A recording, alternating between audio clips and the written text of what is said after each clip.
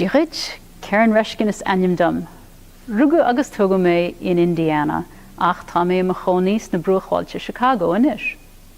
Is Americanach me, hannig me hinchir as an rank, an Yerman, Sasna, Éireann agus an Ukraine. Tá dearthróán agam, tá ceithre neachta agam agus cuigar nia. Tá mé posta le maic, hasí muid ag fálam na Gaeilge chéile in 2001. Ní maiam císteáise lean ghealmhaí agus pelveracánach. Is maiam ceol tradiisiúnta bheith léamh, cócaracht agus teangacha. Tá ag múna na Gaeilge le Na Gaeil in Chicago. Tá an bródúil as ma bhic léin gur míl maithagad agus éisiacling. Slán!